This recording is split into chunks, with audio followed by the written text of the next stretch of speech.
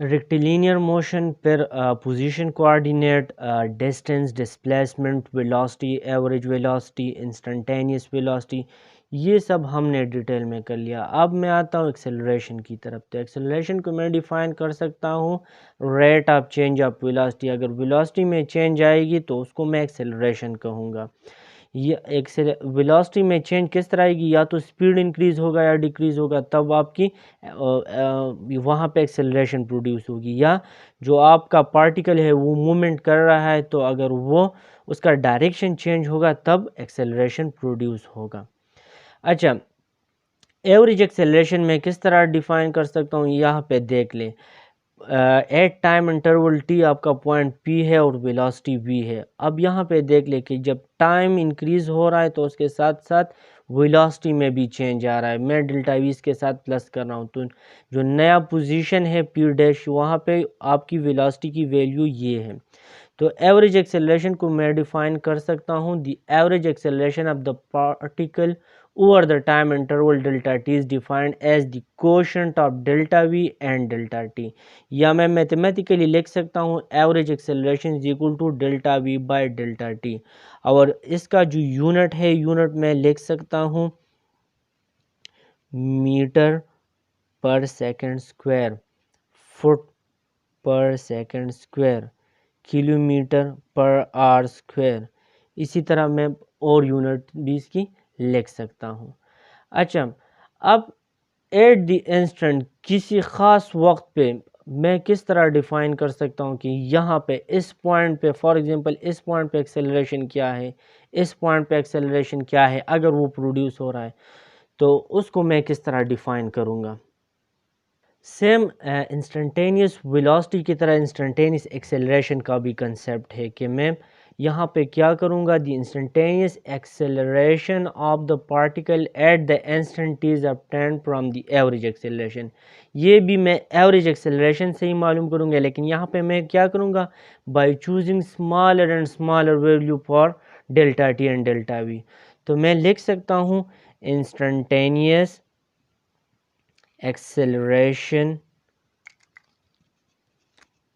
जिसको मैं acceleration at the instant भी कह सकता हूँ, it is equal to delta v by delta t. लेकिन ये एवरेज आपकी एक्सेलरेशन हो गई, तो मैं यहाँ पे क्या करूँगा, लिमिट अप्लाई करूँगा, delta t approaches to zero, delta t approaches to zero, कि उस इंस्टेंट पे कि वो time approaches to zero, zero से कुछ ही कुछ वैल्यू ही 0.001 या 0.002, जो कि बहुत ही ज़ीरो के करीब हो, वो वाली वैल्यू मैं लूँगा। तो जब मैं लिमिट को इस तरह लूँगा जो कि अप्रोचेस टू ज़ीरो हो, तो मैं सिंपली मैथमेटिक्स का रूल ये है कि मैं इसकी जगह डेरिवेटिव ले सकता हूँ, d v by d t, rate of change of velocity. ठीक है, तो ये अब आपकी एक ही वैल्यू आ गई। अब प्रीवियस हमने डिफाइन किया था कि v is equal to d x divided by d t, ये हमने लिखा था। ठीक है, अच्छा, अब v is equal to d x by d t, ये वाली वैल्यू मैं इस v में पुट करूँगा, तो आपकी a की जो वैल्यू है वो आ जाएगी d बाई डी टी, और v की जगह D x by d T जब मैं पुट करूँगा D x divided by d t, तो आपके पास एक्सेलरेशन की वैल्यू आ जाएगी डी स्क्वायर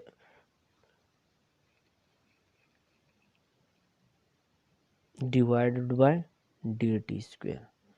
आपने क्या करना है कि जो x है पोजीशन कोऑर्डिनेट है, उसका डबल डेरिवेटिव लेना है, D square x divide by d t square.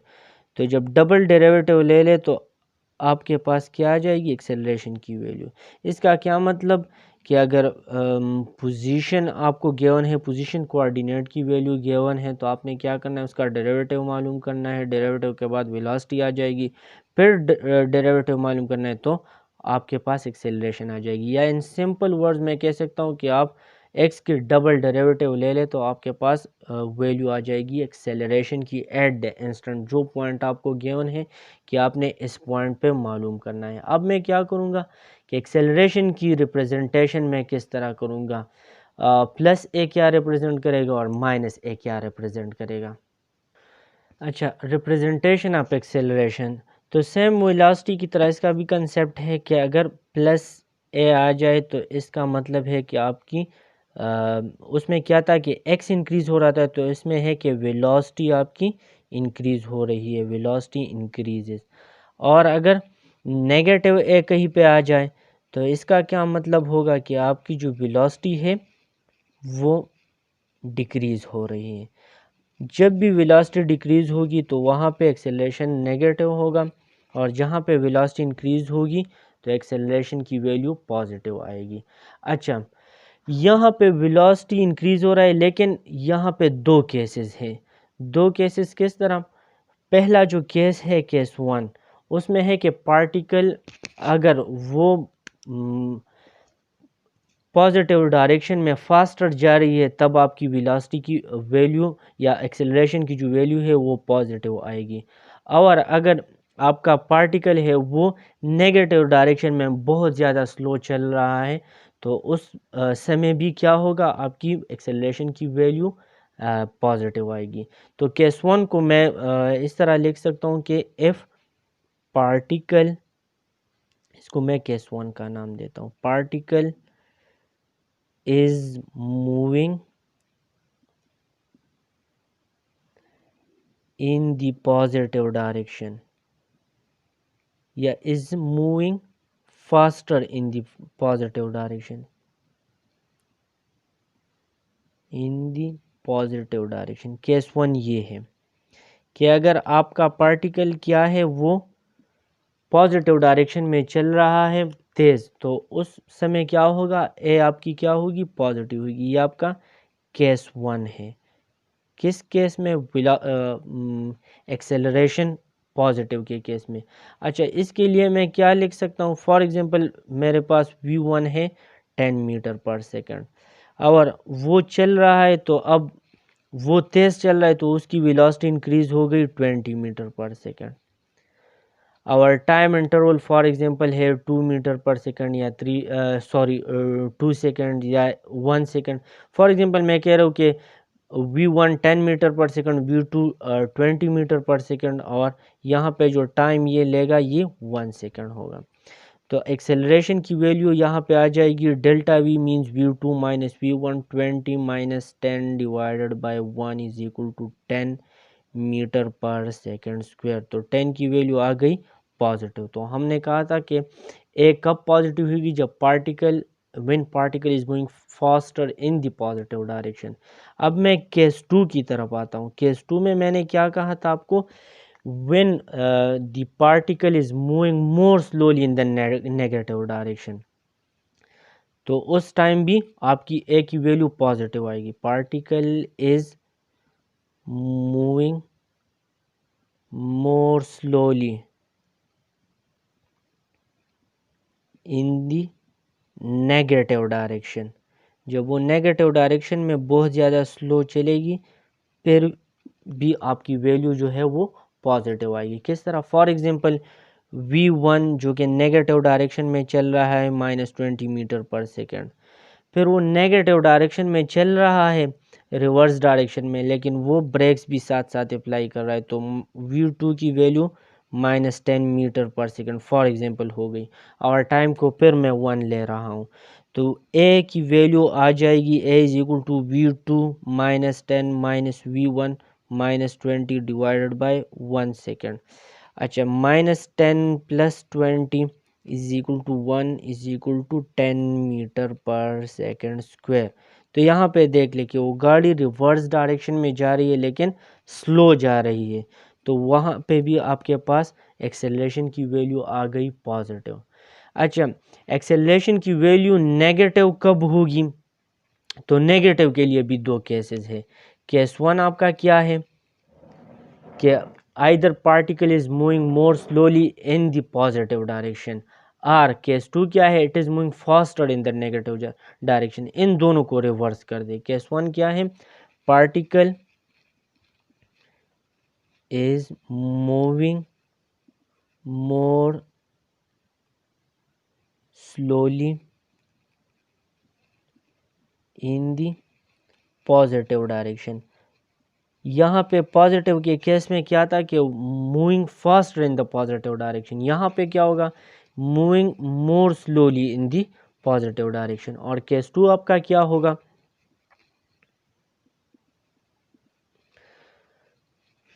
Particle is moving faster in the negative direction. यहाँ पे आप क्या कर ले, V1 की वैल्यू 10, यहाँ पे V1 की वैल्यू 10 मीटर पर सेकंड ले लें और V2 की वैल्यू आप ले लें 5 मीटर पर सेकंड। क्योंकि ये फॉरवर्ड जा रहा है लेकिन ब्रेक से अप्लाई हो रहे, तो क्या हो रहा है, V2 कम हो रहा है। तो जब मैं एक्सेलरेशन को मालूम करूँगा 5 माइनस 10 डिवाइड बाय 1, तो इससे नेगेटिव वैल्यू आएगी। यहाँ पे आप क्या कर ले, V1 की वैल्यू ले लें -5 मीटर पर सेकंड और ये फास्टर जा रहा है नेगेटिव डायरेक्शन में, तो यहाँ पे -10 मीटर पर सेकंड। ये -10 metre per second reverse direction में जा रहा है और रिवर्स के साथ साथ वो एक्सेलरेशन भी प्रोड्यूस कर रहा है या उसकी स्पीड भी इंक्रीज हो रही है। तो क्या हो रहा है, -5, ये V1 -5 है, V2 -10 है। तो आपने क्या करना है, एक्सेलरेशन को किस तरह, V2 minus V1 -10 minus into -5 divided by 1, तो यहाँ से आ गया -10 प्लस 5 डिवाइड बाय 1, तो यहाँ से आ गया -5 मीटर पर सेकंड स्क्वायर, जो कि वैल्यू आ गई नेगेटिव में।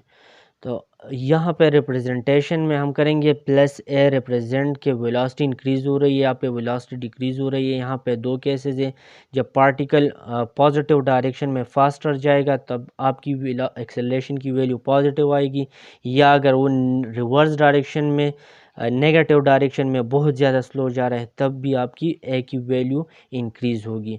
अच्छा, ए की वैल्यू डिक्रीज़ कब होगी, जब आपकी पार्टिकल पॉजिटिव डायरेक्शन में स्लो जा रही है या नेगेटिव डायरेक्शन में बहुत ज़्यादा फास्ट चल रही है, तब आपकी ए की वैल्यू नेगेटिव हो रही है। अब हम आते हैं नेगेटिव एक्सेलरेशन को हम क्या कहते हैं, या रिटार्डेशन किस बला का नाम है।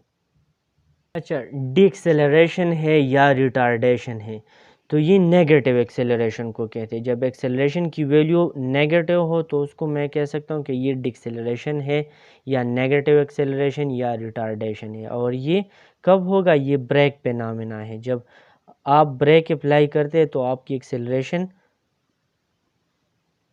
कम होगी या नेगेटिव उसकी वैल्यू आएगी। तो ब्रेक फिनोमेना को मैं क्या कहूँगा, रिटार्डेशन या डिक्सेलरेशन। तो ये एमसीक्यूज में कभी कभार आ जाता है कि negative acceleration is called retardation और डिएक्सेलरेशन, या जब आप ब्रेक अप्लाई करते हैं या ब्रेक फिनोमेना आता है तो उस वक्त जो एक्सेलरेशन प्रोड्यूस होती है वो नेगेटिव होती है, डिएक्सेलरेशन होती है। अच्छा, अब मैं एक्सेलरेशन को किसी और फॉर्म में लिखना चाहता हूँ, जिस वेलोसिटी के फॉर्म में लिखना चाहता हूँ, तो मैं क्या कर, अदर फॉर्म ऑफ एक्सेलरेशन।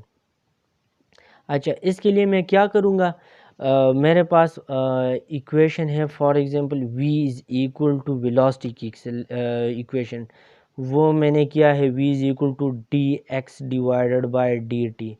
और इसको मैं लिख सकता हूँ, dt की वैल्यू मैं मालूम कर सकता हूँ, dt is equal to dt यहाँ पे शिफ्ट हो जाएगा, v यहाँ पे शिफ्ट हो जाएगा, तो मैं लिख सकता हूँ dt is equal to dx by v। अब आप देख ले ए की वैल्यू को, a is equal to d v divided by d t.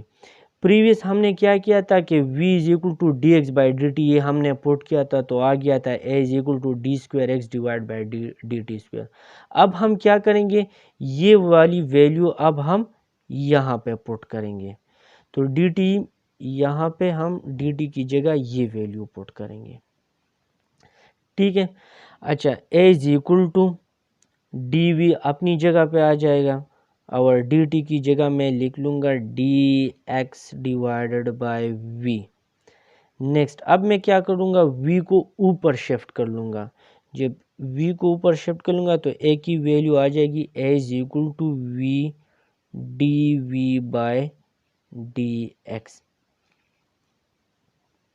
तो ये एक्सेलरेशन की एक और फॉर्म आ गई। एक फॉर्म एक्स, अब अगर velocity with respect to x given है आप लोगों को और टाइम आपको गिवन नहीं है, तो आप एक्सेलरेशन की ये वैल्यू यूज़ करेंगे। और अगर सिंपल डिस्प्लेसमेंट गिवन है या जो पोजीशन कोऑर्डिनेट है वो गिवन है, तो फिर आप यूज़ करेंगे a is equal to d square x divided by d t square. आप क्या करेंगे, सिंपली पोजीशन कोऑर्डिनेट की डबल डेरिवेटिव मालूम करेंगे। अब हम क्या करते हैं, एक सिंपल सा एग्जांपल करते हैं जिसमें पोजीशन कोऑर्डिनेट की वैल्यू आपको गिवन होती है विद रिस्पेक्ट टू टाइम और सॉरी वैल्यू नहीं, इक्वेशन, और उस इक्वेशन से आप वेलोसिटी मालूम करेंगे और एक्सेलरेशन के लिए इक्वेशन मालूम करेंगे। अच्छा, ये एक एग्जांपल है जिसमें x आपका फंक्शन है, x is a function of time 6t square minus T cube, ये आपको एक इक्वेशन गिवन है और यहाँ पे आपसे पूछा गया है कि आपने मालूम करना है वेलोसिटी के लिए जो equation with respect to time और एक्सेलरेशन के लिए। अच्छा, तो मैं क्या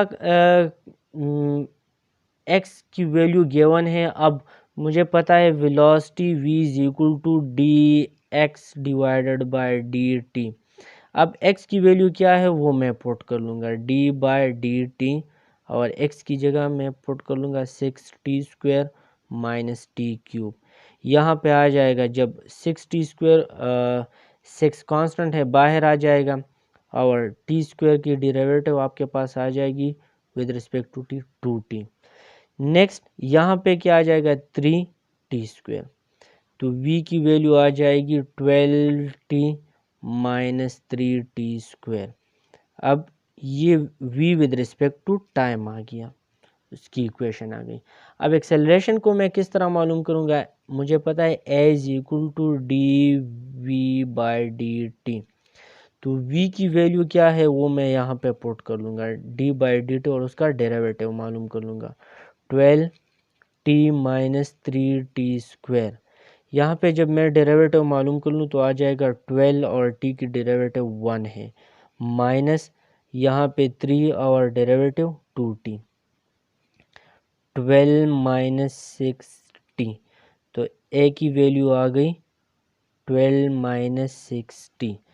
अब अगर वो वैल्यू दे दे कि at t is equal to 5 second, at t is equal to 3 second, velocity की वैल्यू क्या होगी, एक्सेलरेशन की वैल्यू क्या होगी, तो सिंपली आपने उस टाइम की वैल्यू उठानी है और इस इक्वेशन में पुट करनी है।